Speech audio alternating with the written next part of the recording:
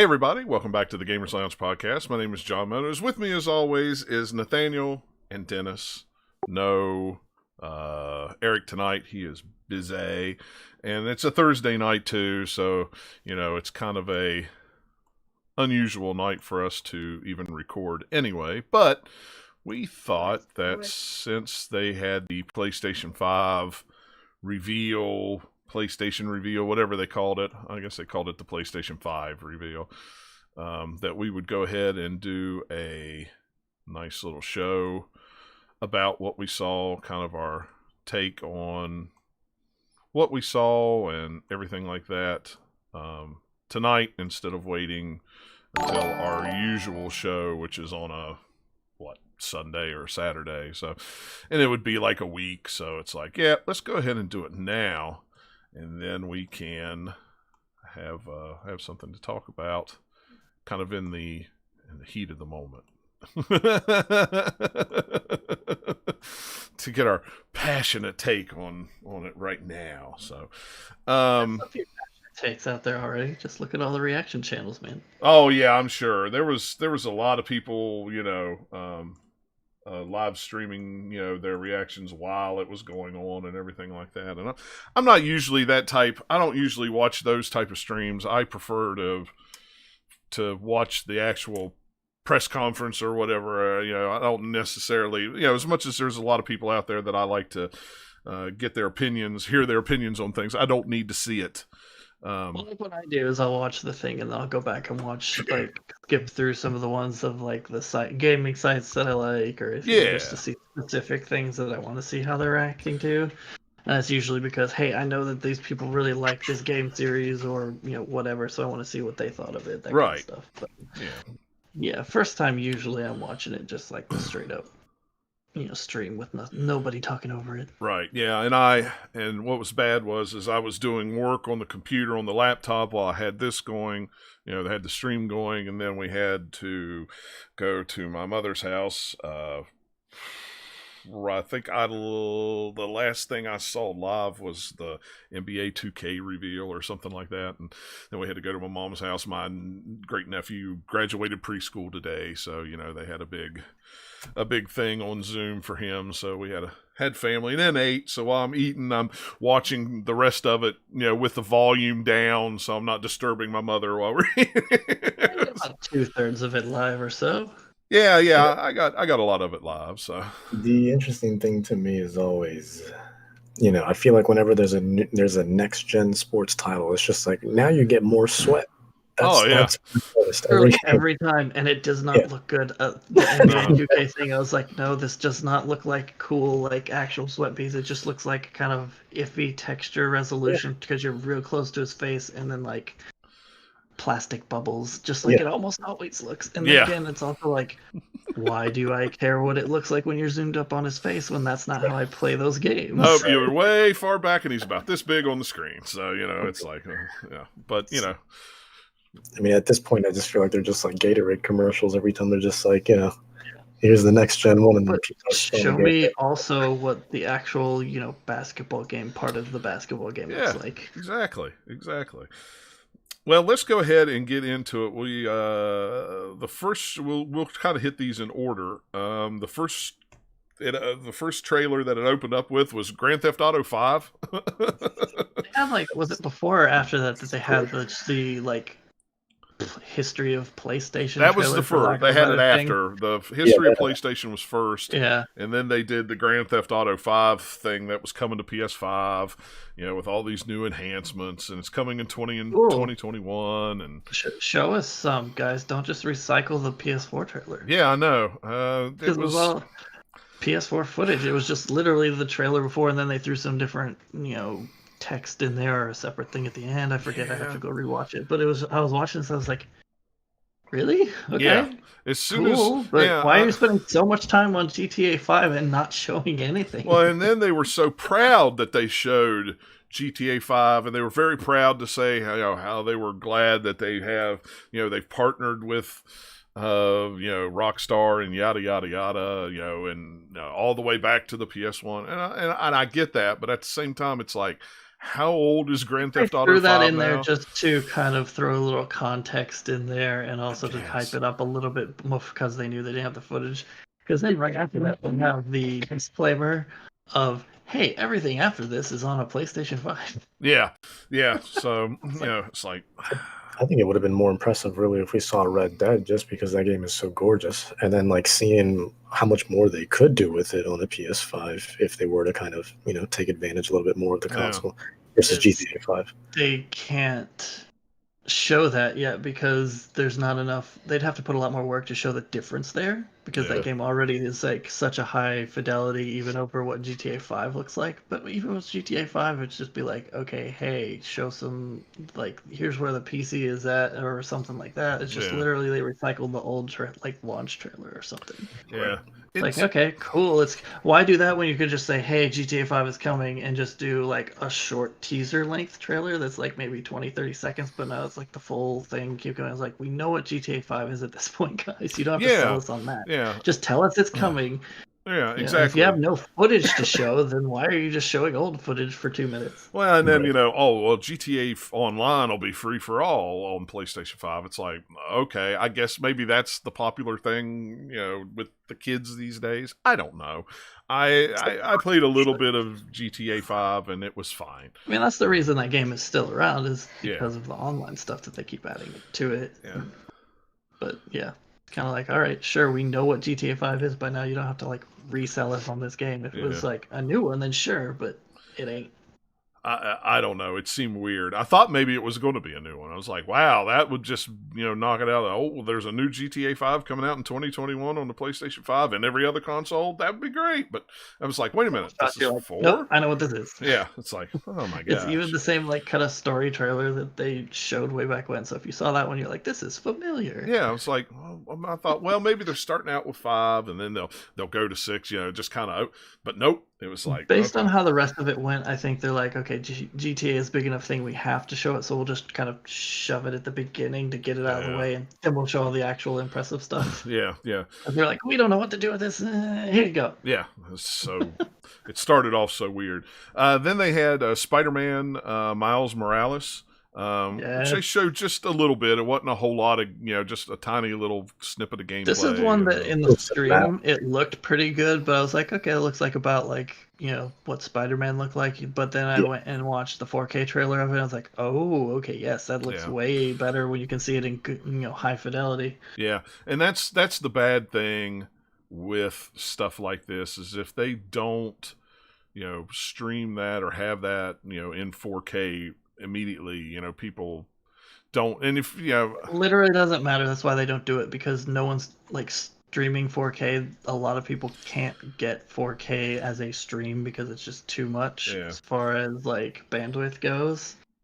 So I have all they know they can put the downloadable trailers out later, so like a big chunk, sure, but not everybody. So I know if you're really interested in the game, if you think it looks good and you go back and watch the trailer later, it just makes you like, oh, hey, that's even better. Well, and when I watch when I watch this, I take it with a grain of salt, because I know you're looking at a 1080p 30 frames per second stream. You're not looking at a 4K 30 frames or 60 frames or whatever frames that game is and those games are going to be. So everybody seems to be assuming this is going to be kind of like Uncharted Lost Legacy size of a thing, where it's kind of a semi spin-off, but it's like a full game, but still not like Spider-Man 2. That's what I think it is. That's I me hope personally. That's it. If it's less than that, then I know me and a lot of people will be very sad. Because like a Miles Morales game could be really cool, and you could throw a lot of like little differences in it versus like the first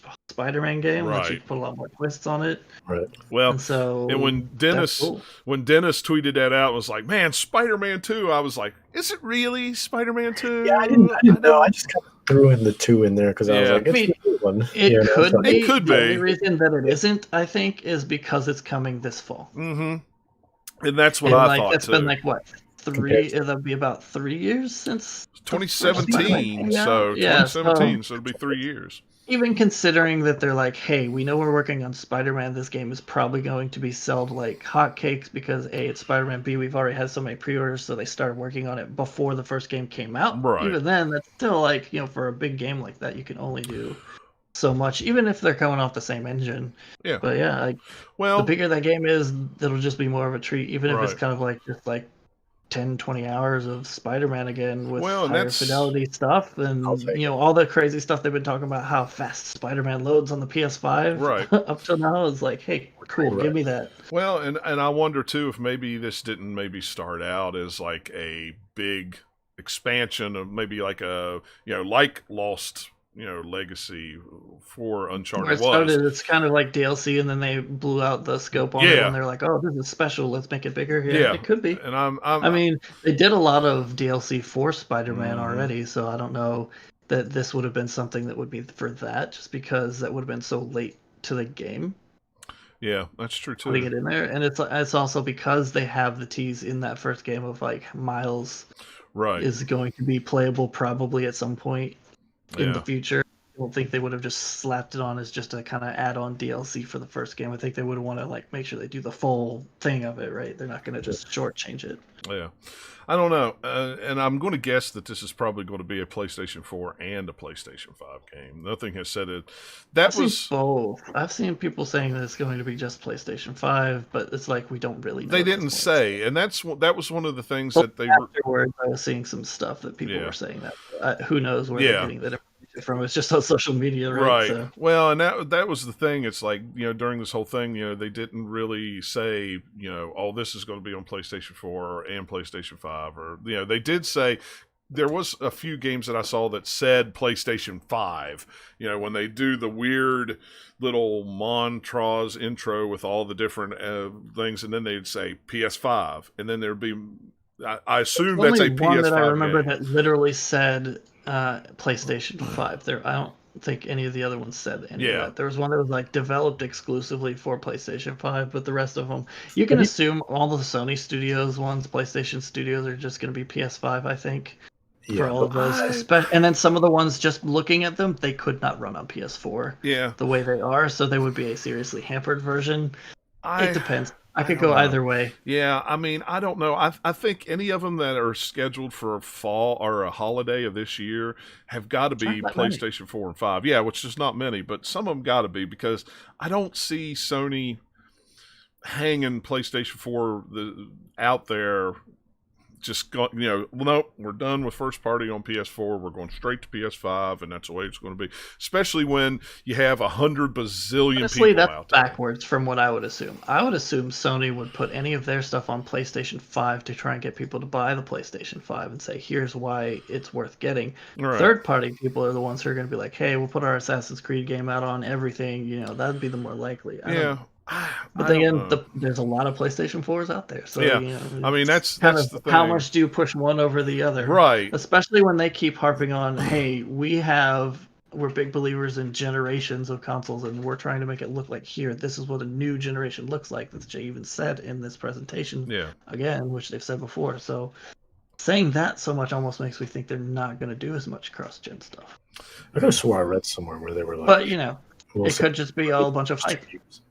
Yeah. Oh, what'd you say, Dennis? I didn't hear you. So I was just saying that I could have swore like Sony had made like an official statement saying like we're going to support at least the first like 2 years of PS5. I vaguely remember hearing that too. That does not mean that every game they put out is going to be on. No, not every. No. Or it might even be like, we're going to put out PlayStation 4 games and PlayStation 5 games, which is the same that they did with like PS4 and PS3. Like they still put out some stuff on PS3, but it wasn't really the games you really, really wanted, except for like one or two of them, and then most of the stuff that was like the flashy stuff that you want to play would be PlayStation 4. Yeah. Honestly, and that's like any console. Like Xbox does the same thing. Nintendo kind of has done the same thing in the past for certain things too. It's just like, hey, you want to have. You say, oh, we're going to support all the stuff out there, but you still want everybody to buy the new thing. Yeah. Well, except for, you say especially Xbox. This time around, Xbox doesn't seem to be doing that, at least for the first 2 years. They're Well, that's what going. makes it different, right? Yeah. So, like, previously it's not been. So they're definitely opposite of Sony, where Sony's all like, hey, this is a new generation, and look at how big and crazy and fancy awesome this is. And they're like, well, hey, Xbox is like, we're going to still do both, and we'll have it. If you have this Xbox, you can get the game. And if you have this kind of Xbox, you can get the game. And it's more of a kind of ecosystem of Xbox rather than this is a specific and I like machine. that too. I would prefer an ecosystem, something where I don't have to feel. But it's also until like these come out and we see how they're actually both treating it. It could just be the rhetoric that they're one's talking about it this way, the other's talking about it that way. But you'll still, for all intents and purposes, for a lot of the games, it'll be like you could play it wherever. Who knows? Yeah, I remember when original Xbox was out, and then the 360 came out, and Microsoft just cut all ties support from the original Xbox.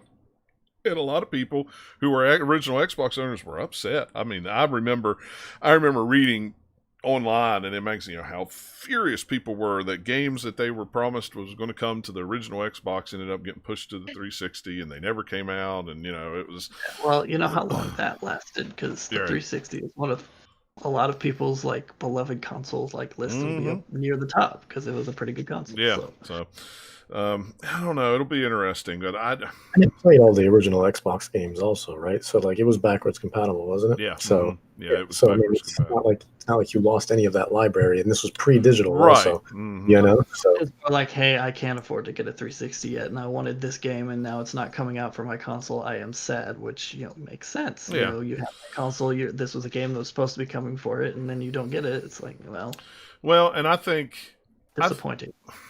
I think this console release year is going to be interesting with everything going on with, the economy and the shape it's in right now, and this many people it's out of work.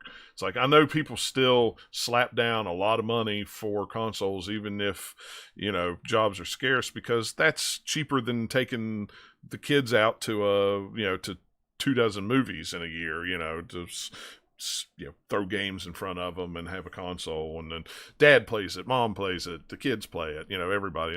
So it's a different animal, but at the same time, it's just kind of like, maybe not cutting off, maybe still supporting both at the same time might end up being a good idea, because it just makes an easier transition, I think. Yeah. I like Ruben. Ruben's there. History is informative, but don't forget that we're old guys. Whoever nails it this time, well, that's true, Ruben. You're very right. I always enjoy talking to Ruben. Ruben's a GameStop guy. We worked together at GameStop back in the day. So, but yeah, the Spider-Man game does look cool. I'm cool to try out the Morales, get him in there, and excited for it.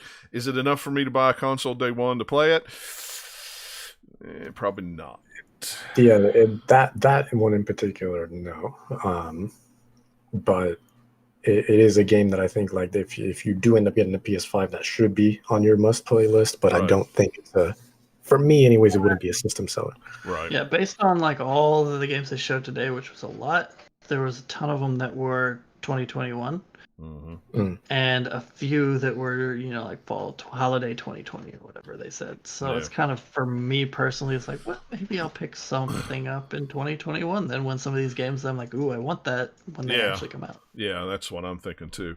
Next up on the list was Gran Turismo 7. Hey, another Gran Turismo for the PlayStation 5 that maybe will come out before the PlayStation 6 does. I don't know. I mean, I used to be very, very, very excited when Gran Turismo games were announced. I loved Gran Turismo, but man, the whole Gran Turismo on the PlayStation 3, where here it is, and it's just a prologue, and we'll eventually bring out the next game, and then by the time they brought out the next game, here comes the PS4. It's like, well, now I'm not interested in playing that game. It's like, or by that time it was Forza's already brought out 3 really good games, and I'm already playing it, and 2 Horizons, and it's a whole lot better over here than it is there. And so, I mean, it looked great. The graphics were nice. Racing game. Yeah. It looked even better when you look up the 4K version of the trailer than it did on stream. Yeah. But still, I it's not a franchise I care about that much. So it's like, Yeah. cool. If you like Gran Turismo games, there's one coming. Hopefully, it comes out sooner rather than later. Yeah, hopefully. There are. I mean, they did show it off quite a bit. So you have like all of like stuff of them racing on the roads. You had the in cockpit stuff that they're showing, that they showed, different parts of tracks, and they had even like the map. Yeah. Or menu system Menu or whatever. system or Some of the what am I thinking of? Like photo mode is the wrong word, but like some of the stuff where you're in the menus looking at like the hubcaps and the interiors and probably some of the stuff where you would actually be changing those things. Right. Yeah. So it makes me think that the game's probably like pretty far along.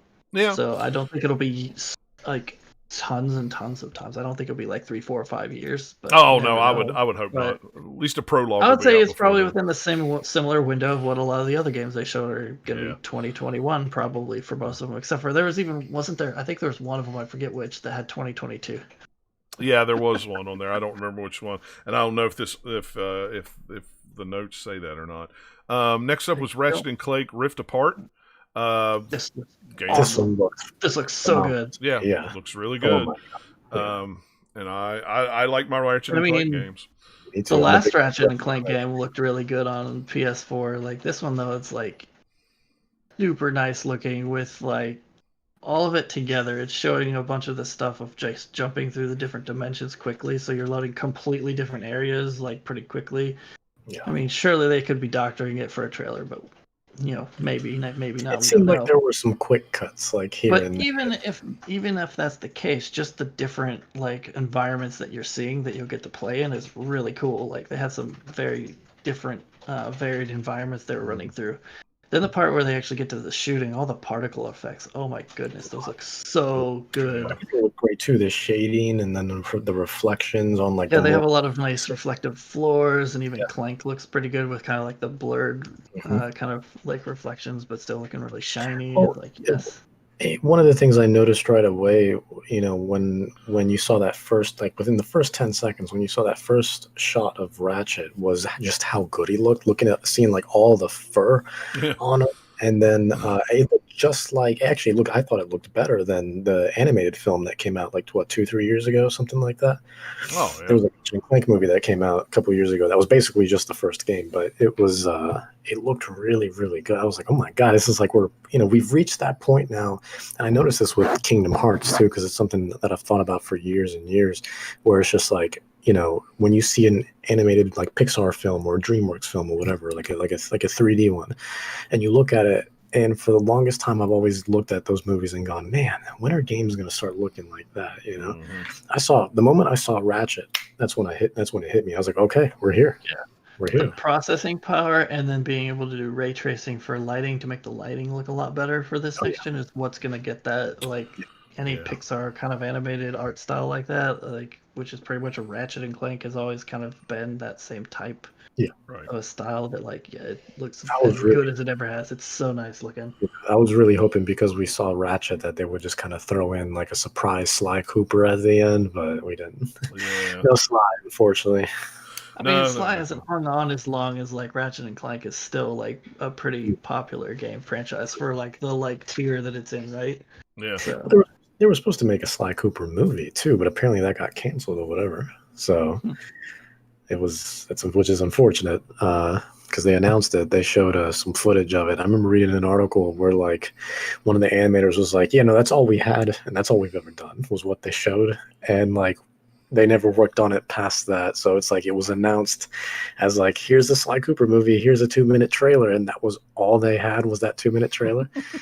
And which was basically just almost like a pitch, really, if anything, because there was nothing else,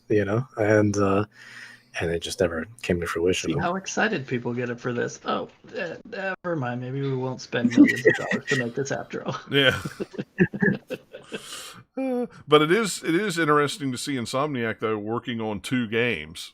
I mean, they've grown big enough to have they're one of the bigger studios now at this point. Yeah, and it's Insomniac that has a studio in California and one in Raleigh, right? In Insomniac. Durham. Yeah, Insomniac has one around here, and then they have somewhere else too, I think. At this point. Yeah, I couldn't I have more than remember just- at Yeah, first. there's not one in Durham. It's every time I go to there's a South Point Mall, and they're like right next to it. Oh, okay. So, I know where South Point Mall was at.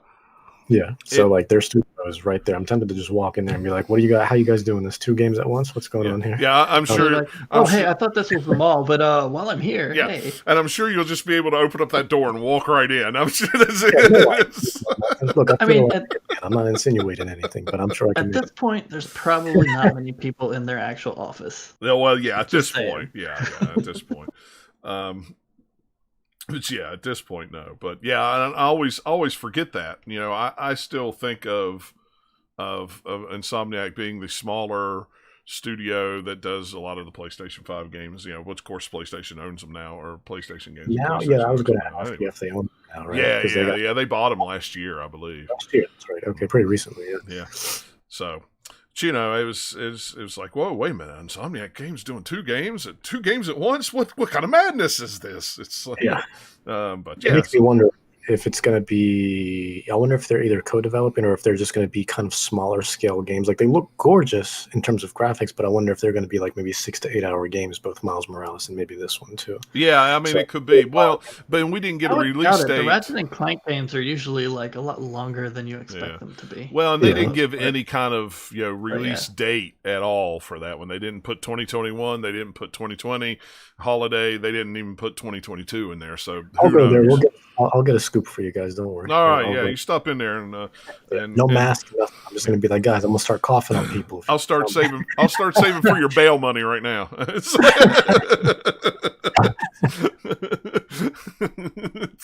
Get that phone call, Dennis. I don't know any Dennis, and beep boop.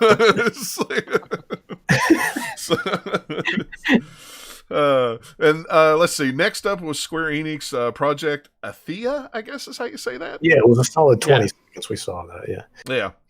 That looks so good. Yeah, it looks really good. I don't know anything about it, but it looks good. I heard something off of the stream that apparently, because he's on Kind of Funny a lot, they know that Gary Whitta is one of the writers on that game, which excites me. Because I usually like the stuff he's written. Yeah.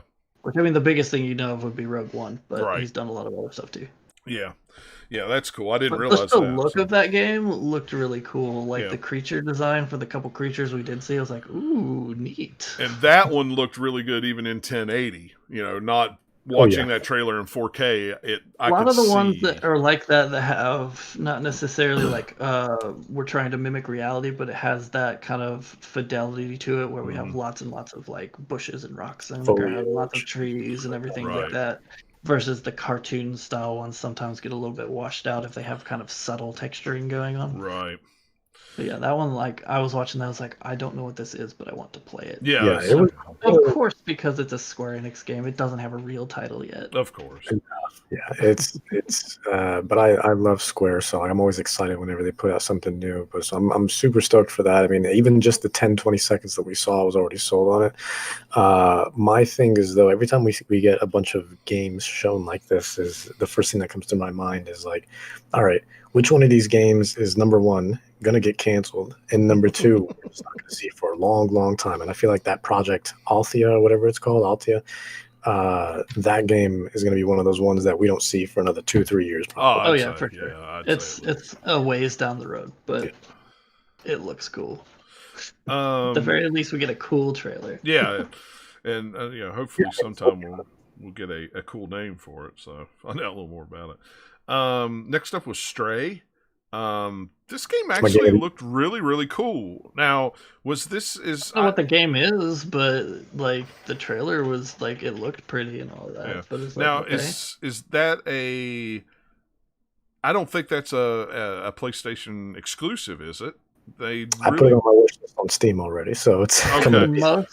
Most of these games, unless they said like the PlayStation studios, are probably not exclusive. That's kind of what I figured. A lot of them, they weren't real clear on that. That's Square Enix one. I mean, they never are. They want you to think, "Ooh, this is the game's coming to our platform," but then you like read later, "Oh, it's coming everywhere," right? Yeah. So, in fact, I think someone from Xbox even already is like right afterwards tweeted stuff like, "Hey, games like this, and this are coming to our platform too. They look great." Yeah, Aaron Greenberg, like one of the heads of Xbox, like tweeted that out, going, "Hey, remember these? Other than the first party stuff, a lot of this third party stuff is going to come over here too, and it's going to look good on the most powerful console on the market." It's like, but I thought it was interesting that for Project Atia in particular, because they did say in the beginning, designed exclusively for PlayStation 5. Right. Yet, when I literally got an email after the show from Square Enix that said, "By the way, it's coming to PS5 and PC." And I'm just like, "Well, what about the part where you told me it was designed exclusively for?" Yeah. Because whenever they say exclusive, it means like just console a console. exclusive. Okay. They don't count PC. No, they don't count. No, they never count okay. PC. And that's like, because they could say, like the Xbox games are exclusive to, Xbox, but they come out on PC too. So, same type of deal.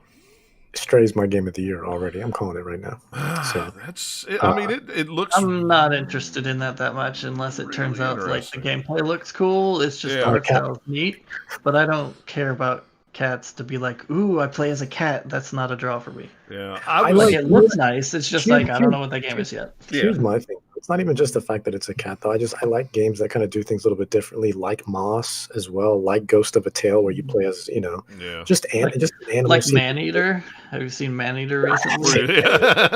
Where you're playing as a shark, and apparently it's not as good as it looks. It wears out its welcome somehow. But man, those gameplay of it. Clips of that game are hilarious. It's entertaining, though. So. Yeah. I like cyberpunk looking games though. So you hook me with the cyberpunk part, and then let me see everything. Cyberpunk almost is kind of what it looks like. Yeah, it's all cute. I'm all right instead that. of you get a lot. Let's see. Next was Returnal. Is that how you say that? A game. The trailer looked really, really cool. It's gonna be Returnal. Yeah. The trailer looked cool, and then the title came up. And like, oh, you could name that better. I get what you're doing, but that's not a good title. Yeah. Because they're playing off of Eternal, because you're in some sort of a time loop thing or whatever. Right. Like she keeps dying, get resurrected, and doing it again. But sure.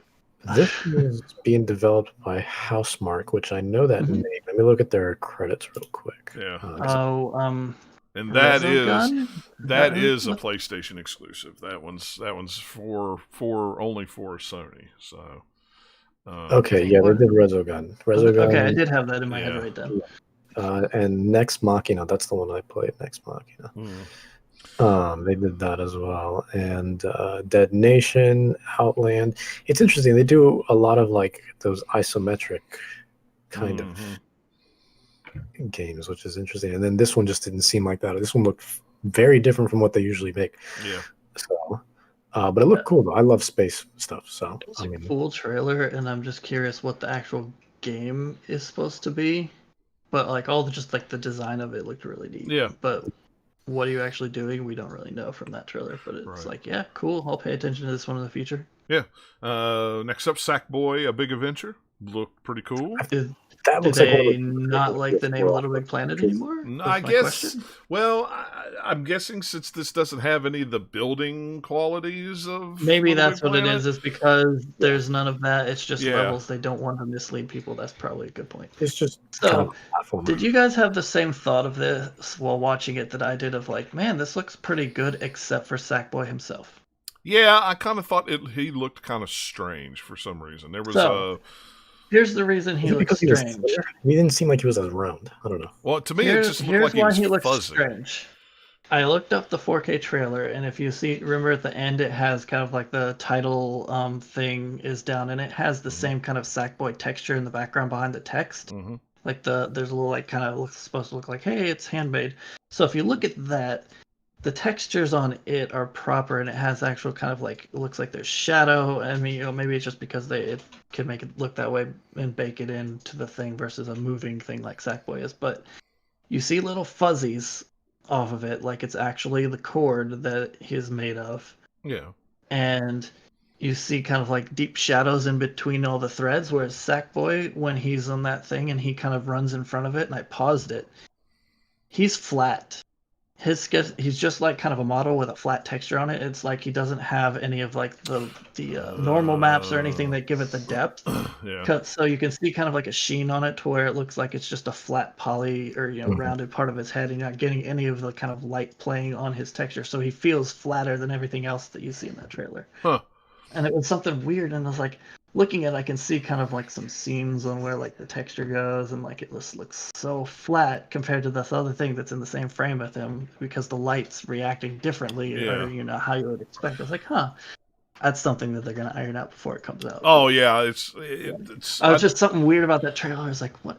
Something looks weird to me. Well, and I just noticed it at like you said, when it came down and it had the thing behind him. It said "Sackboy," blah, blah, blah. And then I was like, he doesn't look right when he's moving forward. It's like it looks weird. It's like, well, like the weird is like it's through the whole thing, and it was until I had the direct comparison. I was like, hey, the shadows aren't quite right. He looks flat, like there's just like a photo slapped on top of him, which is what textures are, and he doesn't have any of that extra fuzz that the logo even has on it, so he just doesn't feel like that handcrafted thing they're going for, because they just don't quite have all the things working on it to give you that. So it's kind of like when you see a movie trailer early, like the teaser trailers, and then you see that same shot later when they've actually finished it, and then you compare them together, you're like, oh hey, I see how far they came. It's gonna be the same here. Yeah, it's probably one of those things where they just went, well, we need this for the trailer real quick, and nobody will notice.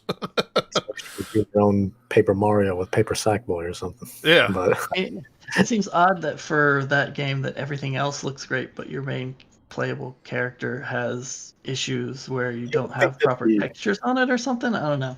You'd think to be like the first thing that they would start building too once they start making that game is your main protagonist, kind of. You're gonna like how it's like you'll grayscale out levels and stuff like that, put all the different proxy objects and then build it out as you go. But I don't know. I thought all the environments in that, like of all the levels they showed, looked pretty good. It looked very creative. It kind of reminded me too a little bit of. I mean, I guess it's made by the same studio, but Media Molecule, where they also made Tearaway, didn't they? So it kind of I think so. Yeah, it kind of has that kind of similar.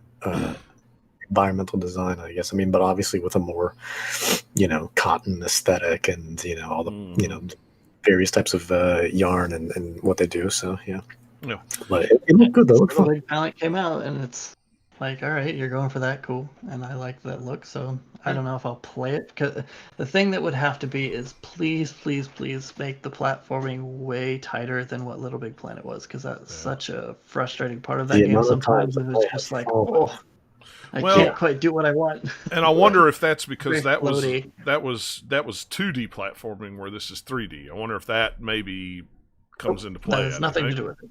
Yeah, there were 3D models in that game. It was just on a 2D plane with the camera, and it had nothing to do with the angle. It had everything to do with how like floaty the jump was and how like imprecise it felt at times. And it's not as tight and sharp as like a Mario game would be, for example, where it's like super tight, or like a Super Meat Boy, or any number of other like really good platformers that they've like really nailed the movement down. It just seemed like.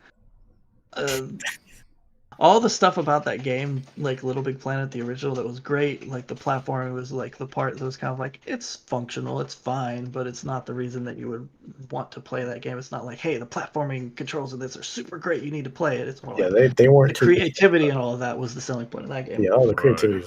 Yeah, I don't think they were too concerned about pixel perfect jumps and stuff like that. Yeah.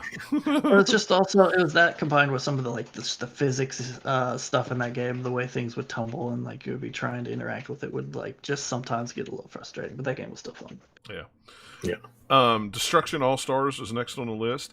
I do love me some Destruction Derby games, and it's been a long time since I had Destruction Derby on the PlayStation 1. This game looks so weird. It's almost like they're like, hey, you know what's popular? We've got their Rocket League that's kind of cool. We'll have some motor cars, but we've also got their character-driven shooter games and MOBAs and stuff. So we're going to combine all that together, and then we're going to have people running around at the same time cars are going, and the game looks insane. Yeah, it does. And I don't know if it's something I would buy. It's something I would definitely rent for a weekend from Redbox or something and try and play it. Or say if it was on Xbox and it was on Game Pass, right? Oh, yeah, if it was on Game Pass or something, on Game Pass, say no more. Yeah. But yeah, I thought it looked really cool. And they ain't got that. No, they ain't got that. But it did look cool. It is Destruction Derby was a game that I don't. They did on PlayStation 1. I think maybe they did one on PlayStation 2 as well, but you never really saw it anymore after that. And this one kind of had a Rocket League meets PUBG meets Twisted Metal meets Destruction Derby, kind of. I was thinking they're doing this instead of Twisted Metal almost, because Twisted Metal has much more of the dark, angsty, whatever vibe to it, which this is the complete opposite of. Right. Yeah. It's very much leaning into like stuff like Fortnite, yep, or any of these other character-driven things that are like Overwatch, where it's the big cartoony, over-the-top, goofy character, fun type stuff. It's not like, hey, I'm an evil clown with a car that's gonna try and run you over, and smash you with things, shoot you with rockets. Now the second most, maybe the first most exciting game that I thought, this was one of my favorite games that they showed, was the Kena Bridge of Spirits.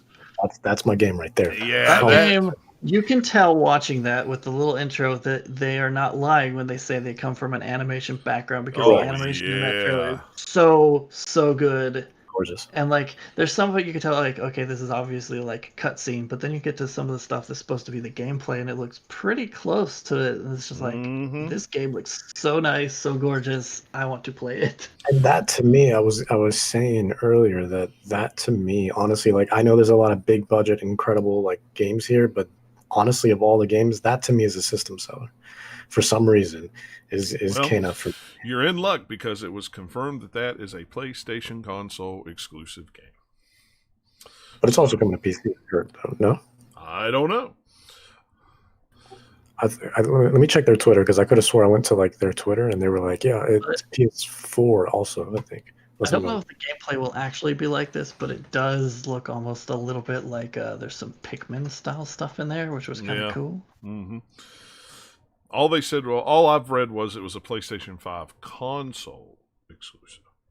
Now, that doesn't mean that it's not on PC, but going to Steam or the Epic Game Store at some point, possibly. Yeah, who knows? It just says console exclusive. So, but yeah, that game just exudes like Pixar-like visuals for sure. Like Ratchet and Clank and this one both have that same kind of just polished sheen to it that you would expect from just like a CG movie that we haven't had quite in games yet. So if they could pull this off at launch or soon after launch, like imagine if they do a game in this style, like towards the end of the console life cycle, what it would look like, man. It already looks really super good. Yeah. Goodbye Volcano High announced. This was a weird, interesting game, just from an art stance. I don't. Based on a franchise of some sort, or is it just? I don't know. Never. Because I was getting that vibe almost of like, hey, this is a thing that you should know what it is. But I was like, I don't know why. Okay, I don't know. Maybe it's just the way it was, and I was just having a weird connection. I don't know, unless it's maybe some anime. I'm not up on my anime, so I mean, I guess maybe it could. I mean, that's definitely not an anime. It's not anime style. No. I don't know. It's like Dinosaur High School or something is what it looked like. Yeah, I like the art style for it. I just don't know what the game is. Yeah, I don't either. And trailer, I was getting a lot of vibes from After Party. It kind of reminded me of that, just that kind of high school. Yeah.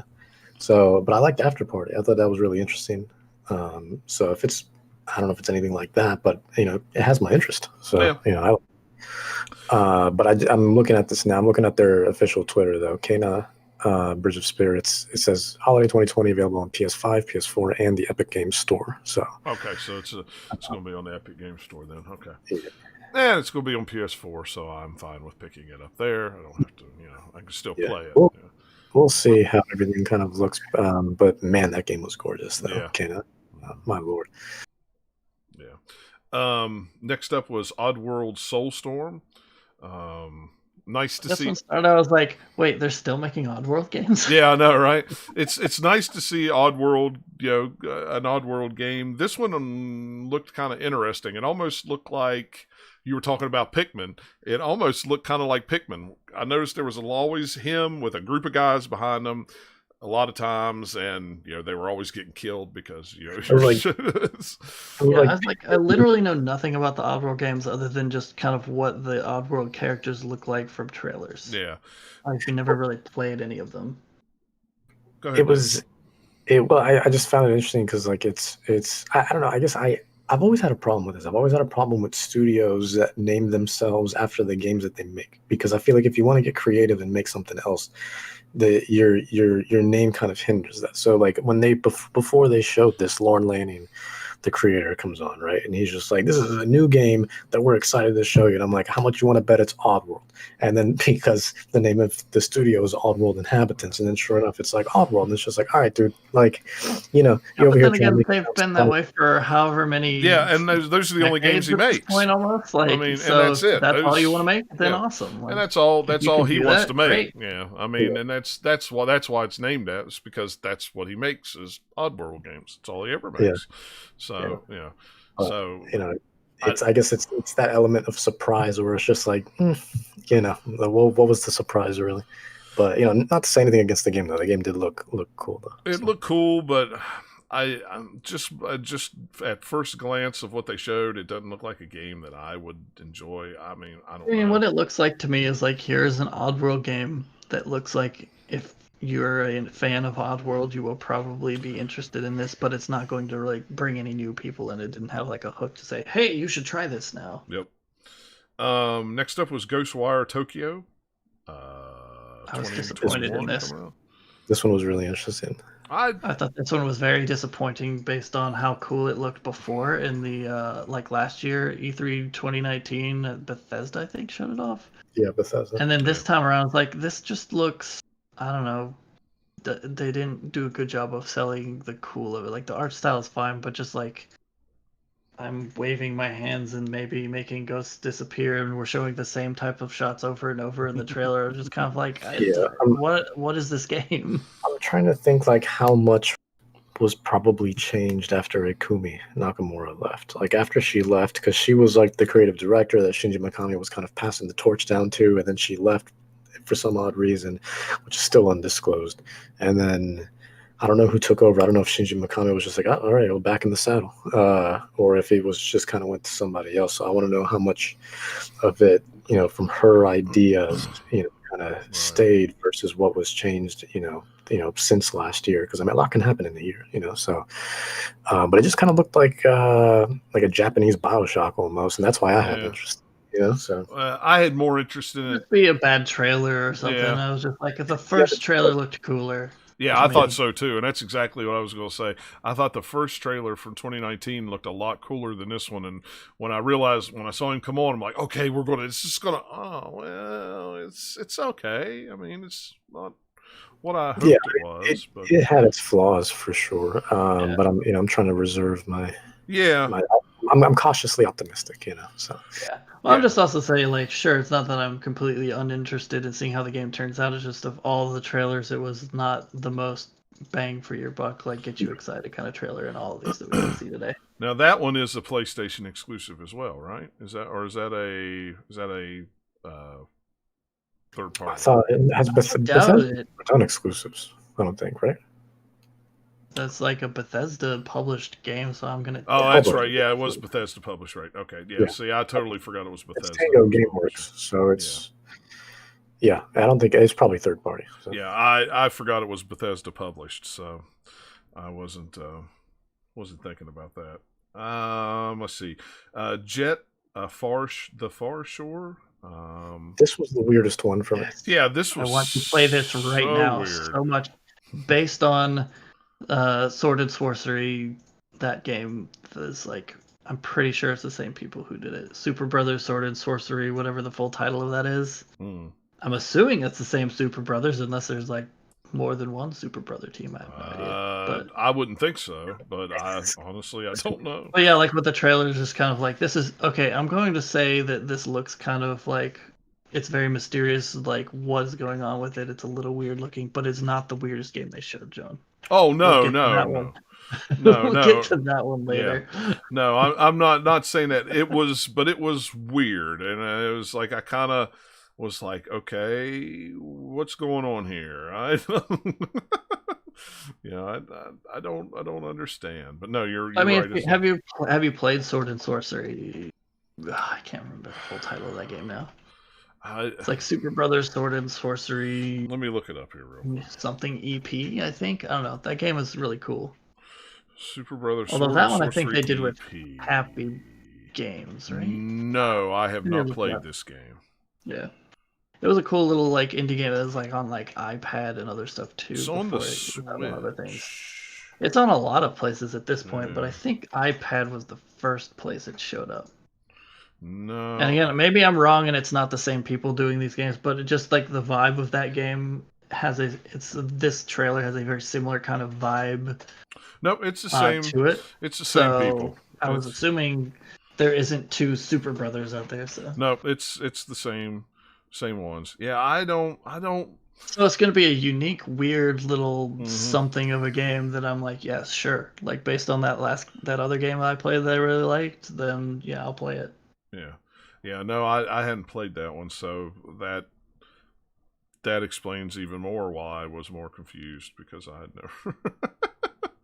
had never played it. So, Godfall for PlayStation 5 was next on the list. Looks like Godfall. Yeah, looks like Godfall. Yeah. Good old. Which still looks pretty cool. Like I liked it the first couple trailers and the leaked footage and all that way back when. So seeing it again, I'm like, yep, still looks neat. So that's a holiday game.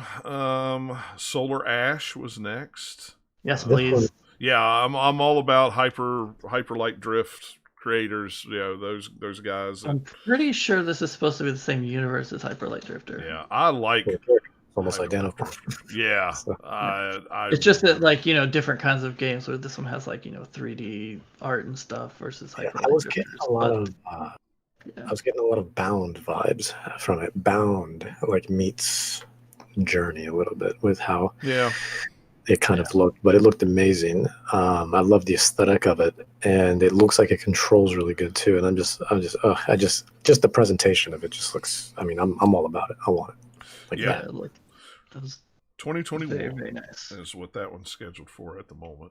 And then Hitman 3, speaking of Dennis playing Hitman this week on the last show we did, I was like, oh, how convenient, Hitman 3 announced. Oh, what a shocker. Hitman 3, I'm excited.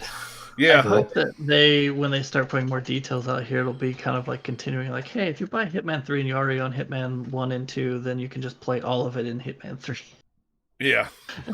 They've been treating these almost more as a platform versus individual games of like, hey, here's the Hitman platform. Come play all the Hitman stuff from the recent games. Yeah. But it'll look cool. Looks like January, so 2021 is the tentative date for that one. Astro's Playroom. It looked like they had the trailer and then they had hey, we're proud to bring Hitman 3. Here's another quick look, and he's in Dubai or whatever. And it looked like, hey, somebody had watched some Mission Impossible before they decided what levels to do for this Hitman game. I noticed that. Yeah. It's like, oh, he's crawling around outside. I've seen something like that before. Yeah, that's all right. I'm fine with that. Astro's Playroom. Yeah, it would. Astro's Playroom, the new Astros game, developed by Japan. What that is. That was a VR game on PlayStation 4. Which was it was very Mario-like on the PlayStation 4 is the only way I know how to describe it. It's like 3D Mario where you could look. Because that's what I was getting. It was like, looked like, hey, Sony's trying to do Mario Sunshine in particular at the very beginning where he's like, there's a spot where he's doing a couple water jets. I was like, that just looks like Mario Sunshine. Yeah. And then like the rest of the trailer came like looks kind of like they're trying to do Mario, but kind of like almost like a Mario themed like Adventureland thing too. So I was just like for the trailer, wasn't sure what that was. It's actually one of my favorite VR games for PlayStation for the PlayStation VR because the whole point of the game is you're trying to get from point A to point B, and you have all these little Astros that you've got to find throughout each level, and when you catch them, you suck them into your controller. So, you could shake your controller in VR and you just hear, and it'd vibrate and stuff. It's really, really cool. The design of it's nice. I was just like, I'm not sure what this is because I wasn't familiar with the earlier one. I don't know how I feel about it not being VR. That's the thing. I'm used to playing it in VR where it's like, oh, where's this thing hiding? I can lean up and kind of look behind this thing because I'm in VR. And now it's, but hey, if more Astro for that's one thing we haven't seen is.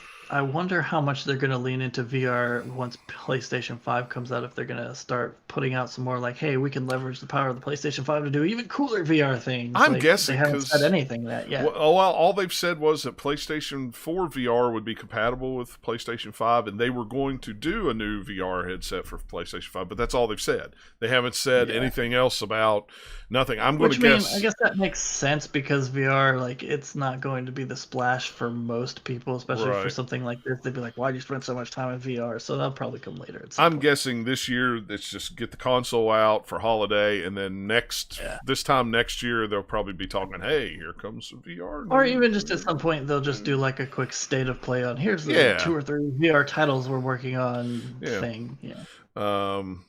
Little Devil Inside. Yes. I want it. This one looked really, really interesting. I want it so much. This looks so good.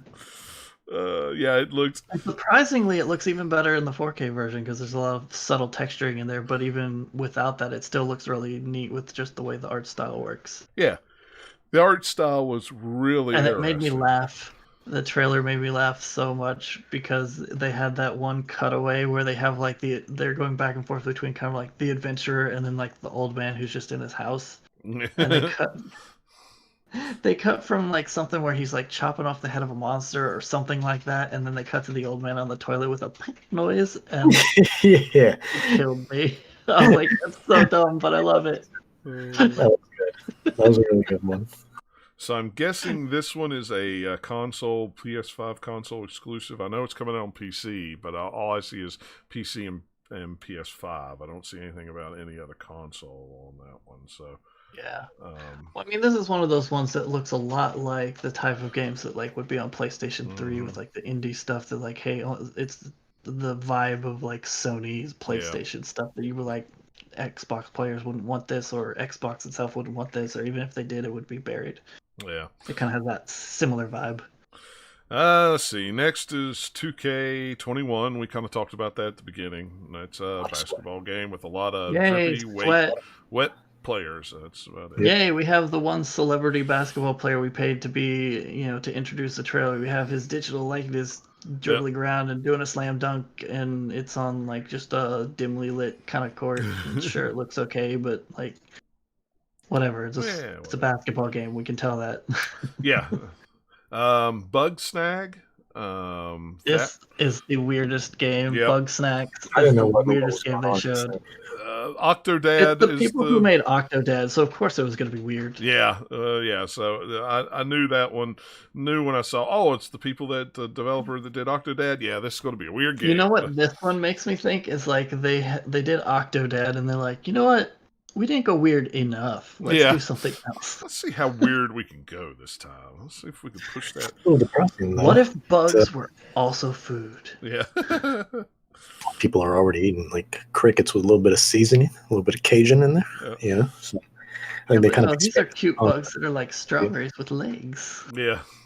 Or Subway sandwiches segments that are like a centipede, and then they all eat each other and Voltron up to kill you. It's what? I don't know what's going on, but sure. Sure, why not? This is on PlayStation 4 and PlayStation 5, and it'll be out. Yeah, this one definitely did not look like a next-gen game as far as just the amount of polys or anything, but it looked goofy and weird. Next up was Demon Soul, which is a remake of the original Demon Soul game on PlayStation 3. If you did not play the Shadows of the Colossus remake they did, then one, play it because that game is awesome and they did an awesome job with the remake. But two, just how good they did on that game makes me super excited for this. Yeah. Especially being a Souls fan, it's just I never got to play Demon Souls because by the time I had played Dark Souls and other stuff, I can't remember if I'd even still had my PlayStation 3 hooked up, or if I did, it was hard to find the game. Whatever. I've seen lots of it from watching Let's Plays and stuff of it, but I've never actually gotten to play Demon Souls. So playing like the remake, super crazy, high fidelity version of it by Blue Point, who, I mean, I don't know if they've ever made a bad port or game or anything that they've ever worked on. So yeah, no release date given. It is confirmed it was rebuilt from the ground up, which is awesome. And Demon Souls is actually the only one of the quote unquote Souls games that I really liked. The other ones were fine. I liked them for what they were, but the only thing that I would say that is not in Demon Souls' favor, like in its favor, it was the first one for sure. But I would say Dark Souls is better, if only because of the level design is way better in that game, because it's not the like hub go to a thing kind of style, like pretty much a lot of the rest of them were, but it was like all super tied together and intricate, and like unlocking shortcuts, all of that was like really fun. Yeah. Not that the other way is bad either. It's just like I kind of like respect it, one, for it's just fun to get lost in, and two, just how many headaches that would have caused trying to design something like that and make it all work. Yeah, that's true. But you look at what Blue Point has done with Shadows of Colossus. They did the Uncharted Nathan Drake collection. They did Gravity Rush. They did what else did they do? Metal Gear Solid HD collection, I think they did. Maybe even Solid State or Metal Gear Solid 2 Substance or whatever it was that they. There's so many Metal Gear games, but if there was anybody out there that I would trust with doing this game and redoing it right, it would be them. Like, go watch the trailer for this remake, and then go watch some footage of the original one. Yeah. And just be like, ooh, okay, yes. Oh yeah, I mean I still have the original one, so I think it's even a bigger jump, which is funny just because of where these like original games came from. I think it's a bigger jump in quality than the Shadow of the Colossus one was, because even though Shadow of the Colossus was a PS2 game, it still looked really, really good. Yeah, it did. I mean, it's still a huge jump for that to PS4, but like, I don't know. There's just something about that system. I'm like, oh man, seeing some of these things in much higher fidelity is going to be really cool. Yeah, it really is. Deathloop was next. That is actually a PlayStation 5 PC exclusive. Really? That doesn't make sense. Yep. It's also a Bethesda game. That's Arcane. Yep, it's a Bethesda game, but it is. But Arcane published by Bethesda. Right. And it's from everything, all the reports say that it is a PlayStation 5 PC exclusive. It's a game that when they showed a trailer for it last time around, it looked cool, and then this time it looked even cooler. Yeah. As opposed to kind of like the Ghostwire game, which looked cool, and this time I didn't think it looked quite as good. This one is like both the gameplay and the presentation of the trailer itself was just top notch. It's one of the better put together trailers. Yeah. And this one's rumored to be a launch title for the PS5. And my goodness, does some of those powers look like they're like, hey, these are the fun ones from our other games. Let's put them in here, because you see a little bit of Prey in there, see a little bit of brain fart, but yeah, like it's very much an Arcane game. Yeah. Resident Evil 8 Village. No, this is just Village Resident Evil VII. Yeah. After the time. It's like, okay, we all know it's Resident Evil 8. Stop. Oh man, that one was funny because I didn't know it was Resident Evil 8 or anything. Like for sure, I was like watching. I was like, yeah, maybe this is a Resident Evil game. I don't know. And then I was half convinced that it wasn't. By the time we got to the end, and it was like, it's this most generic title ever, Village. I'm like, that's got to be a. Yep, there you go, Resident Evil. Yeah. Like, well, you did that trick with 7. I should have been expecting it, but sure, still works. When I saw it, I was just like, because it honestly looked nothing like Resident Evil. Right. But when I just like 7, I still don't consider it a Resident Evil game, but a good game in its own right. But when I saw it, I was like, that looks like the RE engine. So I feel like it might. And then by the time we got to the end, it was like, yeah, that was Resident Evil 8, but. My God, regardless, it looks amazing to me, and I am. Feels a little bit like they're trying to take a bit of like a riff of Resident Evil 4, as far as just like a village is like the main kind of like part of the game, whereas like Resident Evil 4, you went on to a whole bunch of other stuff after that, but like showing off that game was like, here's the village part of it was what you saw. Right. Yeah. It looked cool. A little bit of castle stuff, but yeah. Which would add to the rumors of like them remaking RE4 also. They're probably going to borrow some assets. I mean, it wouldn't surprise me. They are going to do Resident Evil 4. It's too big of a game not to remake, but after that, it's debatable whether they'd continue with 5 or 6. Yeah, I don't see them doing that. But also, like with 4, it's still old enough that doing a remake seems to make sense. But by the time you get to like 5 or 6, it's kind of like, 1, they weren't the most well-received games at all. 2, they're also like much more modern feeling still just looking at those. There's also other spin-offs too. Like they've had, I mean, obviously Code Veronica probably being the most popular one that I think everyone mostly wants. I would like to see a remake of that. There was one on Game Boy Color. I can't remember what it was called. It was long. It was that one was, decent at the time. So that would be a nice one to kind of see in a whole different perspective, going from like here's these like 16-bit sprites to yeah. Yeah, that would be like the Zelda game we just got. That was like a Game Boy game, and I'm like, look, it's not a different perspective, but just fidelity wise, it's like this is night and day different because it's like however many decades apart.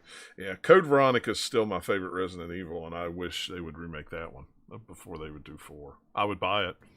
I would prefer, yeah, absolutely. I'd prefer Veronica over anyways. Yeah, and I don't usually go out on a limb and say I'll buy a Resident Evil game, so because I bought 5. Well, no, did I even buy 5? The last one I bought, I know, was 4, and I remember I was working at GameStop when 5 came out, so I may not have bought it. I may have borrowed it and took it home, and played about halfway through it, and went. And then, and then after the rest of them came out, it was kind of like, oh, there's another Resident Evil game. Oh, okay, I don't care. There's another Resident Evil game. Okay, I don't care. So I'm glad 8's coming. It looks cool. It has me interested, which is something for a Resident Evil game. Pragmata, I guess is how you say this game. It was the next game. I don't know. I'm terrible with pronunciation. So apparently it's a Capcom game. I didn't even realize that. You know what it looks like to me? It looks like, what if we took a little bit of Destiny, a little bit of Death Stranding, a little bit of The Division, and a little bit of some horror game with a creepy girl in it or something. And a holographic cat. And a ghost cat, which came from wherever, it doesn't matter. But like, just the design of the soldier guy looks a lot like the helmet, especially looks a lot like either Warframe or Destiny. Yeah, kind of mushed together, but then genericized out. When I first saw the trailer, I thought, "Oh, that is this the Division? That's weird. Why?" Like cause the city. I had the same thing because like the city map feels like the Division, plus like the little weird like when he sprays the particles in the air. Yeah, and that's thing, sort of feel like the Division, but a little more sci-fi. Yeah, and then when he turned around, I'm like, wait a minute, is this maybe Destiny? What is this? It's like... But then like he has the little fold-out thing, like whatever, I forget what it was, but it folds out around kind of his arm and some other stuff. It's like some gadget that feels like Death Stranding weird add-on-ness. That was just like, okay. It's just maybe, unfortunately, the vibe I'm getting just from whatever they have. But yeah, I don't know. It was little girl don't need to breathe. No, apparently not. Because they on the moon and she's not freaking out that she can't breathe. So, so all right. It looks interesting. It's probably also just because that's what it sounds like, and I know this isn't it. But it's like, what if this was like just the weird name for the next Nier game? Yeah, but it's definitely not that. No. Otherwise, it'd have a completely different vibe to it. Yeah, that's true. But yeah, so I don't know. I'll keep an eye on that game. I have no basis to say yay or nay. So that's just kind of a teaser of like, hey, look at this sort of thing. Here's the vibe that we're going for, but we don't really know what it is. Yeah, we're trying to build mystery. And who knows what it may end up looking like by the time we do. So don't know. And then last but not least, shocking to no one, Horizon 2 Forbidden West was announced, with, of course, no date given or yes, anything please. like that. Yeah, I mean, it looked cool, Looked really cool. I mean, that's probably when I will get a PS5 is whenever this kid comes out. Right. Because that's when I got my PS4. Yeah. It's like, all right, might as well just base on the console and when the Horizon game comes out. Yeah, back to back. Still, I mean, what a crazy release schedule. Back to back. That's when I got mine, was when Gravity Rush 2 came out, but also it was back to back between Persona 5 and Horizon Zero Dawn. And I was like, well, all right, here we go. Mine a little before it came out so that I could play Uncharted 4 and Last of Us on the PlayStation 4 version of it before Horizon came out. Yeah. They probably, but I would kill for a Gravity Rush 3, man. Gravity Rush is. I love Gravity. Never say never. It could happen. But yeah, so I mean, of course, Horizon Zero Dawn. I was sitting there the whole time watching it, going, surely they're not going to say holiday 2020. They're not going to say holiday 2020. There's no way. This game just came out, 3 years ago? It's like, nah, they're not going to say. Okay, they didn't. But, no, it was, well, yeah, I guess it was the same year as Spider-Man, just earlier in the year, wasn't it? That's what I couldn't remember. It came out like 2 weeks before Zelda did. Okay, yeah, then that'd be 2017, yeah. I know it's 2017 because I remember when I bought it, I was just like, I don't think I should be doing this with the Switch around the corner, but I did it anyway. So that's how I know it was 2017. Well, and yeah, the game. I know how it's 2017. Horizon is the game that delayed me from getting super deep into Zelda because I played some of both, and then I went through Horizon first. See, I did it the opposite way. I played Zelda first before I even touched Horizon, and I still haven't really touched Horizon because at the time I put 125 hours into Zelda, and it was like I need to step back and not play a game like Zelda right now. So it's like that's the thing, is I couldn't play like that type of open world type of RPG for a while, just because I spent like you said about 125, probably closer to 150 for me on Breath of the Wild, that I was like, okay, yeah, I need to take a break. Yeah, because it'd been a long time since I played one game that long anyway, so it was like I need to take a breather. But yeah, and I just have, like I said, I did the first maybe hour or two of Horizon, really liked it. I need to get back into it. Yeah, I know, that's nothing. That game is a game that starts out really well and just gets better and better as it goes, and the more of the kind of like plot mystery, whatever, that you discover and realize, here's how this world came to be, how it is, and how all these different factions come together, and just the different robot dinosaurs that you find, and how different strategies you need to like fight them, the different weapons you get. It's just like, as it goes, it just gets better and better and better. I'd be curious to see, based on the trailer, it looks like there's going to be a lot of underwater stuff in the new one, based on her having like a breathing apparatus, and then they have the part where she's swimming through kind of like the seaweed and stuff. I was like, yes. Well, now all you need to do is give me a flying companion too, so that I can fly on the pterodactyl things. I want that too. I'm guessing since this one's set on the West Coast in San Francisco, I'm guessing we can safe to say that half of California is underwater. So it's, but yeah, so it's funny because the first one they were a lot more cagey about where this game actually is. Yeah. That's part of playing it, is figuring out where you actually are. You can still figure out like, okay, this is a version of Earth or something. Right. Yeah. This time around, they're just like, nope, we'll just straight up used to be like, hey, go to the west of the United States. Like, okay, thanks, right, dude. Talking after the trailer. Awesome. Yeah, sweet. And then to wrap up the whole show, they did show off finally the console. Two different versions of it, actually. First, though, they had to show like the controller again and every single piece of it. Like, look, here's the rumble. Here's the port that you can plug your headset. It has a USB port in it. That made me laugh. It's like, look at the USB. Cool. Well, they didn't even say it was USB-C. Is what the between that and all of the insane number of interstitial animations that are all very different from each other, it was almost like, you know what? They're trying on purpose to pay their motion graphics guys and give them something to do. Well, and my buddy was working, and he was like, "Oh, I didn't even know they announced what the console looked like or anything." So I sent him the trailer, It's a 3.5 minute trailer. I said, just scrub through the first minute and 20 seconds of it. He's like, why? Yeah. I said, because it's all just balls making a shape for like Yeah. like 90. That was the one theme that they did have throughout. Like, how many different ways can we have like abstract objects creating the PlayStation button symbols, like triangle and square and all that? Like, look, it's an X this time, and then go back into a close up and then pull out. Oh, now it's a circle. Like, okay, we get it. Let's show us the next game trailer, guys. Awesome. Yeah, we get it. So they actually are having two versions of it, a disc version and a digital only version, which I think it's hilarious because, you know, everybody made fun of the all digital Xbox One when it came out, and now Sony has said we're doing, which the reason, and I'm going to say this, is the reason why I think they've brought out two consoles at the two different versions, digital and non or physical, is I'm guessing maybe this is going to be more expensive than what we're thinking, and the all digital will be like $100 less. So maybe $4.99. About the debate about that. So who knows? We'll see. Yeah, I mean, I don't know. It won't be. It makes no sense to make it less.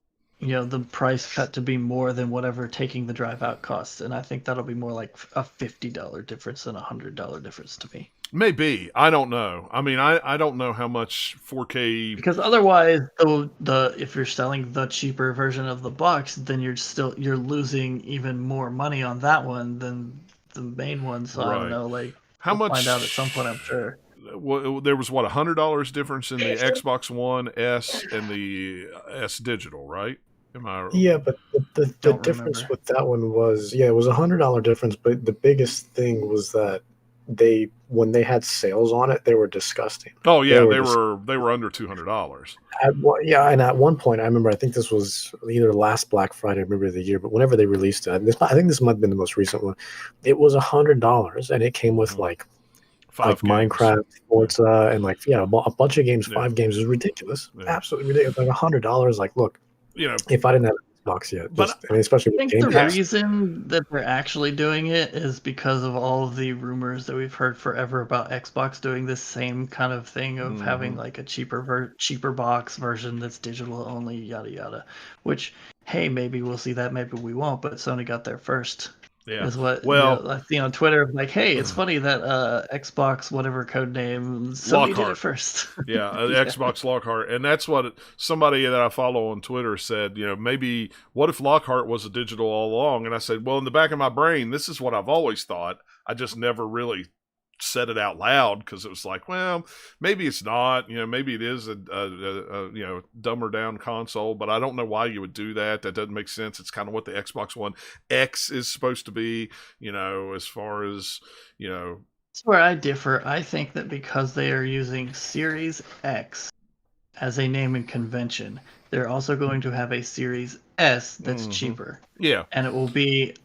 Maybe, I don't know. The only thing that doesn't do that is like how much in between the current Xbox One X and then the Series X, how much room is in between those that you could slot one in that people would still find it worthwhile to buy. So who knows? Yeah, and I don't know with the with the Xbox One X and then the Series X, I don't know how much room there is really would be in between there. That would do that, but nonetheless, to see Sony do two different versions at the same time that kind of caught me off guard. I was surprised about that.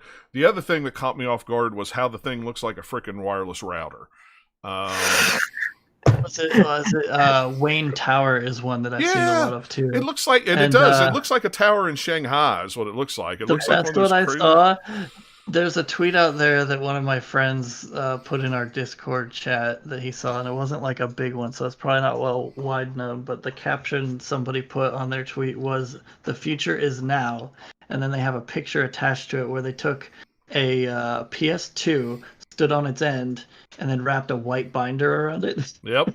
That's very good too. I put on Twitter that I love this look, though. I really like it. The only thing I don't like is that it's not made to lay down, even though you can. No, it looks so dumb lying on its side. Well, but it looks awesome standing up. The thing, It's very sleek and cool, and I really like that they do something different instead of like, oh, it just looks like another black box. I like the way the digital version looks, but I don't like the way because the disc drive looks like a tumor, just like on the I don't think that. I think here's the test: is do you like asymmetrical designs or do you like symmetrical designs? If you like symmetrical designs, get the online-only digital box, or not the online-only, the digital-only box. Yeah.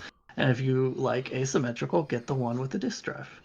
The question this introduces for me, though, is what do I do with my disc-based PS4 games if I got the digital-only box? Yeah. Well, but they still get digital copies of it? Well, but they still haven't. And can I even play them on the disc drive one too? Well, I mean, and that's just it. They haven't said anything about.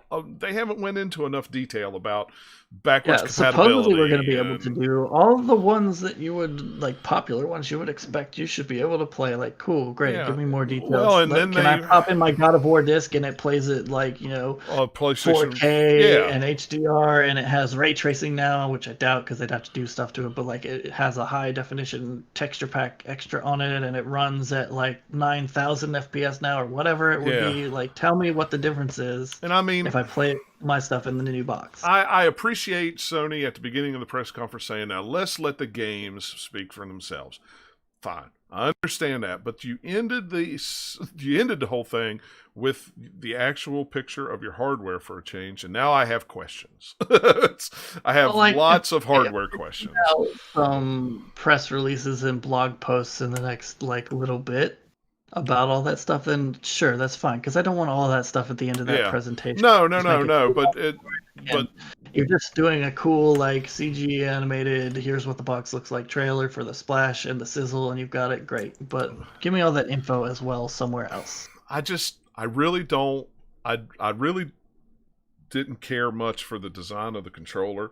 I even care less for the design of the system itself. And I know that's silly. So much better than anything from PlayStation in the past. I love it. I like two-tone. I love it. I don't like white. I don't like white on a console. I just don't. I mean, think of it this way: like maybe they'll put out editions that you could have that are not white, and that's like all the special edition consoles could look really cool. And you can do different things. Stickers on it. But even without it, I like that they're having the balls to do something different, and it's unique enough that it's going to divide people. So some people will like it, some people won't. Oh yeah, and I totally. They're not trying to just go down the middle. Let's just make a generic looking box. Which is cool. I like that. I don't know. I totally appreciate the design of the console. I mean, I'm not saying it doesn't look, cool and bad, but I don't personally care for it. Futuristic to me, and I like it. But again, at the end of the day, who cares what the console looks like as much as what your games look like on the TV? Yeah, and that's you'll see a box sitting there, but for the most part, you want to care what your games look like when you're playing them, right? Right, and that's what I was going to say. When it boils down to it, it doesn't matter. Do I have to reconfigure my? Yeah, probably so, because I don't have an entertainment center big enough now to send anything vertical unless I set it in the floor when I play it, I'm good there. I've got like a TV stand, and then my TV is on top of it on like an actual stand, so there's a big gap between. Right. Well, and that's vertical stuff in there. That's the way it used to be in the old house. Now that I've got a 65-inch 4K TV, literally the TV sets on the stand. I mean, I've got enough room on one side for my Switch without the Joy-Cons in it, and my Wii U gamepad with half of it shoved behind the TV. So all you see is about half the screen and the rest of it. So, I mean... mine's so high up is because I had to get a stand for it, because the feet that come on the TV would not be on the thing because it's too wide for the surface of the TV stand I already had. I was like, I don't want to buy a whole new set of furniture just to put this on when I can just buy a stand and make it work. There you go. Well, see, that's the weird thing is, I'll have to set everything on its side. The Xbox will probably be able to set where the Wii U controller is at, but from all the pictures that I see, that PlayStation 5 is bigger than what you think it is compared to the Series X. If you look at it, if you assume that the controller is about the same size as a typical controller now, then you can kind of extrapolate about how it looks like. Yeah. So I really don't want to have to buy a whole new TV stand to be able to fit it in, but I really don't like that thing sitting on the side, even though you have to have a stand for it to lay on its side, because if you don't, it's going to teeter back and forth like this. It looks really weird laying on its side, but it looks really nice standing up. I don't know. I don't know why they would stop. Whereas the Xbox One, or the Xbox Series X, I think looks fine either laying down or standing up, just because it's a lot more like a box, even though it had a little twist and stuff to it. It's not quite the same. But extreme. Somebody said this is the PlayStation 5 of the Wii is cosplaying as Batman. That's the way. That's pretty good. When it looks like, but honestly, like just looking at the design, like with the physical version, the one that takes physical discs. Why I'm trying to think of, like, I want to know how the innards are set, because why not put the disk drive? They have a massive, it's like a 1 foot big space right past where the USBs are, halfway through the little black portion of it in the middle. And it's just nothing. It's just a little curve. And I'm like, you could have just put the disk drive there instead of having that tumor on the side. They could not. You know why? Cooling. That's what I was getting ready to say. That's sometimes you think is empty space on the inside of that box is taken up by other stuff, and they have to arrange stuff in certain ways because otherwise certain parts would overheat or whatever. Right. I figured that would be the case, but I want to see like an autopsy, kind of like what was done for the Series X, of people kind of putting it together. And you will. I'm sure if Sony doesn't go to Digital Foundry, Digital Foundry will do it. Say, we'll do that later at the teardown. And he's like, well, thing that was supposed to be a presentation at GDC that then they put out later. Like, I'm guessing those two wings, just by what I've seen when they're rolling up the spine of that thing, is that thing has vents all the way around it, and they're all on each side, top and bottom. So that black strip, I don't know. You don't know. What's that? What'd you say? Like the way some like routers and things are. They literally do have those little vents. So I'm guessing that's not the only device that does that either. No. There's plenty of airflow. Yeah, and that's why I'm guessing that's why the disk drive was on where it was at, was because those are vents. So either the air's coming in through the back and out the front, or in the front and out the back, or however they're doing it. I don't know. We'll get that when the teardown comes. But that's what I want to know. I want to know how quiet that sucker's going to be. I want to know how much airflow that sucker's got. Is it going to be hot? Is it going to, that's the thing. Is like, I just hope they didn't grab I hope they didn't work, too closely with Delta, trying to get the fame. Well, and that's the thing. It's like, I want to know how closely they worked with the design of that console for cooling. You look at the breakdown of the Series X and they say, well, we did this and put this in here and did that in here and did this and this and this, all for cooling, because it sucks air through here. It's got aluminum in the middle that keeps this cold, and then the top of the sun, so, I'm sure that it's something like that with the PlayStation 5, I'm guessing that they didn't say, well, we designed it first and then we worked airflow around it. No, they probably didn't. They didn't, because that's how every device is going to start with. Is how do we get rid of all that heat that we generate? And the smaller the device is, the more you have to think about it. But even something the size of like a console, you still have to think about it quite a bit. Oh, yeah. So I put on Twitter that it looked like a shell door from the Pokemon shell door, the purple Pokemon that's black in the middle. Right. That's what I thought it looked like. Yeah. I'm looking forward to all of the different random memes we have of what it looks like. Oh, my gosh, yeah. I mean, we have the same with like when the Switch was coming out and they have the like controllers that look like a dog. And just, like, there's always something weird about every console or device. Oh yeah, my buddy something weird about it. My buddy still says that the Series X is a chimney. It's nothing but a chimney with the heat coming out the top of it. It's a chimney. Sure, I guess. But it's floor. Like, okay, it looks like a heater. It looks like a floor heater. A chimney out of a box. Yeah, Xbox. Now everyone's got to decide. Yeah. If you're big on the console wars, unless you're like us, where we're just trying to play good games, so we don't really care that much at the end of the day. But if you're one of those people that's like, loyal, one console only, nothing else, do you want the router or do you want the fridge? Yeah. I like fridges because it keeps my cool. That's the thing. My I like to drink's eat. cool, and I like to keep my meat cool, and I like. Yeah, but that fridge doesn't keep anything cool. No, that thing will not keep anything cool. I'm sure I could probably cook a hot dog or an egg on it. I'm sure. There you go. You get a nice little toaster oven. I'm all about those. Oh, I love me a toaster oven. Yeah. But yeah, it was funny when we got done eating at Mom's and I was coming out and I go, oh my gosh. And Nikki goes, what? And I said, this is what the PlayStation 5 looks like. And I just showed her a picture of it. She went, that is the ugliest thing I've ever seen in my life. There are two kinds of people in this world because I look at it, I'm like, I love it. It looks great. And then at the same time, I'm like, I know a lot of people are going to hate it. Yeah. Well, and you've got a different mind about it. You design, your graphics for a living, so you're always thinking. Well, graphics, sure, but not like product design or anything. Right. But still, your brain But I like works the visual aesthetics of it. And I think it looks cool, future. It gives the vibe of like, hey, this is a cool future-y piece of tech. It's really slick. It's really shiny and cool looking. It's got more than one color to it. I don't know. It's just now is the PlayStation Store still going to lag? Is my whole PlayStation menu going to lag? What do you mean? So you can't get rid of that. Everybody's just used to it and likes it by now, right? What do you mean store lagging? Not only my whole menu lags. Like I cannot run dynamic themes on my PlayStation because when I do, everything slows down on it. It's like I think the only time I went to the PlayStation Store was when I first got the console because they were like, "Hey, hook it up."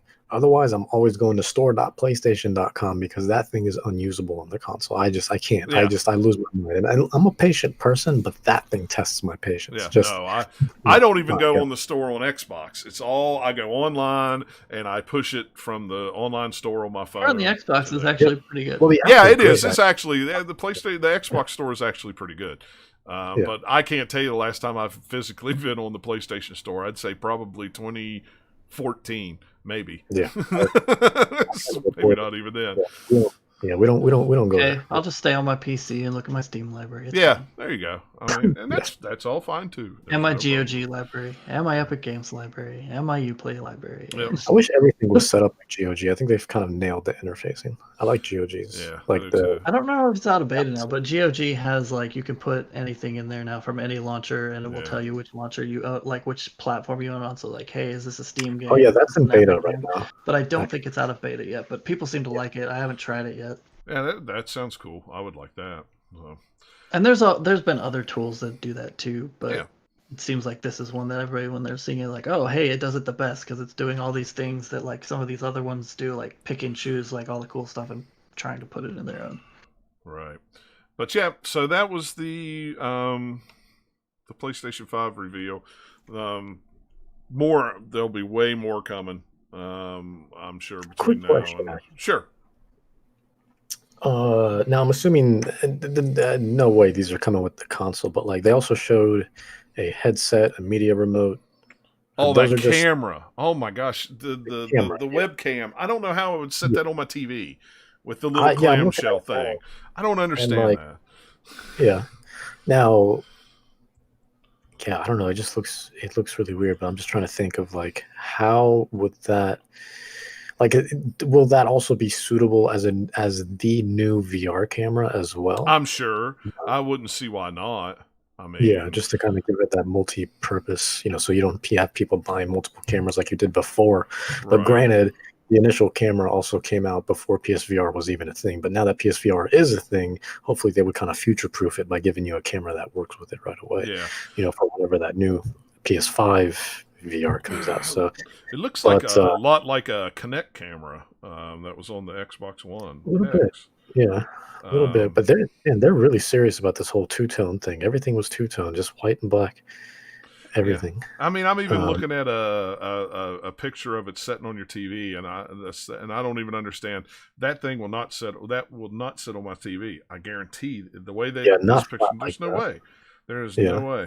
Because the regular VR camera, I'm looking at mine now, it was nice because it came with a clamp that you could put, wrap it around. But this, I don't unless you have one of those something with a wider up top, unless it comes with an adhesive or something. What I'm looking at here on this random website that I went to, that So the two-tone thing kind of comes across, and it has like a clamp like this. You can see a break in it. It looks like that straightens out. And then that actual bevel at the bottom of the camera, that black bevel, sets on the corner of your TV, and then that clamp goes flat to push up against the back of the TV.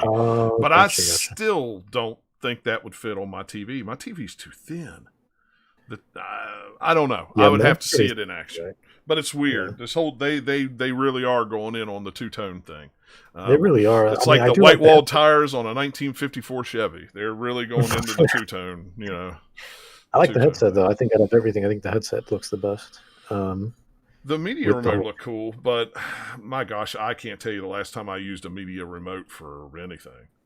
I use my phone now, but you can just use the app and control your PlayStation that way and Xbox. Or I just use my controller. Both my PS4 and my Xbox I use it on the Xbox, so that's the one I use for my like Blu-ray player or whatever now, so it's nice to have it.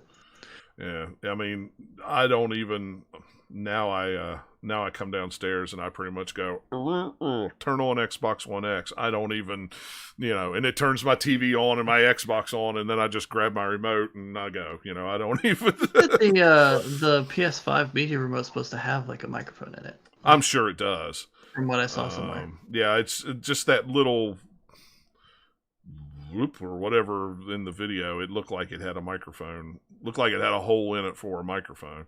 So, I'm trying to see here. Yeah, I mean, I like the way the headset looks. It looks a lot like this. My headset, it kind of has over the years, which is nice. But I mean, the media remote looked cool. But like I said, I can't tell you the last time I bought a media remote.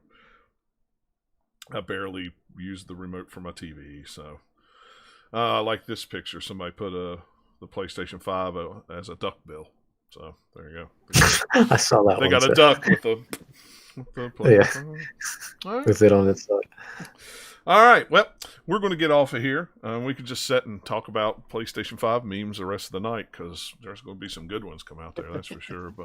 But no, we thought we'd go ahead and do a show. This will be a no, so this will be our to do 2 weekly shows in less than a week. Hey, look at us, we're being productive, and then you won't get anything for a while probably. But anyway, no, I'm just kidding. It's kind of like similar. If we had been going, we would have been doing some extra shows. So yeah. With E3, we would have been doing some extra shows anyway, because usually we do 3. Usually we did one for Xbox, one for Nintendo, and one for Sony.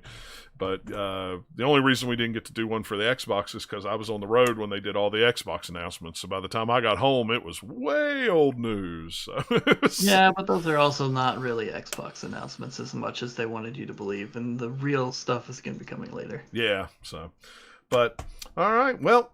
Share your thoughts with us if you have any on the PlayStation 5. We're more than happy to have your emails, podcast at the-gamer-lounge.com, or you can get us on Twitter at GL_podcast, and let us know what you think of the Sony stuff. I'm sure there will be some comments in the YouTube.